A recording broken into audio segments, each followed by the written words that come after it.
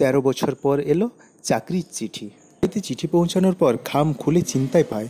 বহু স্মৃতিচারণার পর মনে পড়ে 2010 সালে 28 নভেম্বর প্রথম যে মাদ্রাসা গ্রুপ ডি পরীক্ষায় পাস করেছিল তারই চিঠি। খুব মন দিয়ে পড়তে বসে যায় চিঠিটি নিয়ে। পড়তে বসে 2 নম্বর লাইনেই মন ভেঙে যায়, কারণ সেখানেই লেখা রয়েছে 10/9/2024 তারিখ হবে মেন পরীক্ষা। আসলে ব্যাপারটা হলো, প্রিলিমিনারি পরীক্ষা উত্তীর্ণ হওয়ার পরেও 73,978 জন প্রার্থী 29/5/2011 তারিখের মেন পরীক্ষা দেননি। তাই তাদের জন্য পরীক্ষার আয়োজন করা হয়েছে। সেই পরীক্ষার চিন্তা ভুলে পত্রটি আরও কিছুটা পাঠ করার পর আসে আরেক নতুন চিন্তা। বলা হয় প্রত্যেক প্রার্থীকে email, mobile number, WhatsApp number, Aadhaar number, address এবং আধার কার্ডের কপি আপলোড করতে হবে। তবে এই আপলোড করার ব্যাপারটা কিন্তু চিন্তার নয়। চিন্তার মূল বিষয় হলো আপডেটের যে ডেট দেওয়া রয়েছে চিঠিতে 2/8/2024 থেকে 9/8/2024, যা ইতিমধ্যেই অতিক্রান্ত। কারণ চিঠি পৌঁছেছে 9 তারিখের পর। সঙ্গে সঙ্গে চিঠিটি ছেড়ে ইন্টারনেট ঘেঁটে জানা যায় এই ডেট বাড়ানো হয়েছে 15/8/2024 দুপুর 12টা পর্যন্ত। মোট পরীক্ষার্থীর মধ্যে কিছুজন মেন পরীক্ষা দিয়েছিলেন। তো যারা মেন পরীক্ষা দিয়েছেন এবং যারা দেননি উভয়কেই কিন্তু এই আপডেট করতে হবে।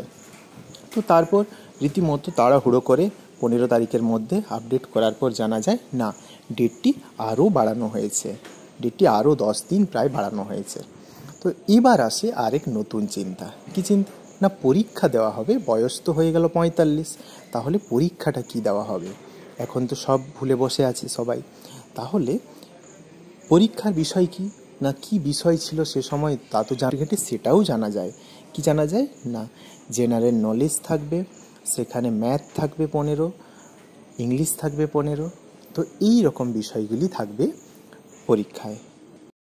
তখন সেভাবে বেশ, তো একটা জিনিস তো ভুলে যাওয়া হয়েছে, দুটি তো লিস্ট আছে, একটি পাস লিস্ট এবং একটিকে পরীক্ষা দেওয়ার লিস্ট। পরীক্ষা তাদেরকে দিতে হবে। তো যদি পাস লিস্টের মধ্যে নামটা থাকে তাহলে তো আর পরীক্ষা দিতে হবে না। সেখানেও দুর্ভাগ্যের ব্যাপার দেখা যায় যে পরীক্ষা যে দিতে হবে যে লিস্টটি, দুটি লিস্টের মধ্যে সেই লিস্টেই রয়েছে নামটি। এবার কিছু উপায় নেই, সঙ্গে সঙ্গে বই জোগাড়ের পালা শুরু হয়ে যায়। তো এইভাবে বই জোগাড় করে পড়াশোনা তো শুরু করে দেয়, কিন্তু তারপরেও চলে আসে চিন্তার বিষয়। এই যে 45 বছর যাদের অতিক্রান্ত হয়েছে, সেই মানুষগুলো কি আর যাবে পরীক্ষা দিতে? তারা কি আর, তাদের কিছু কি মনে আছে? তারা তাদের ছেলেপুলেরা আজ পরীক্ষা দেওয়ার জন্য তৈরি হচ্ছে। তাদের কারো কি ইচ্ছে করবে সেখানে পরীক্ষা দিতে যেতে? পরীক্ষা যদিও বা দেয়, চাকরি যদিও বা পায়, তারা কত বছর চাকরি করবে? তারা চাকরি করবে মাত্র 15 বছর।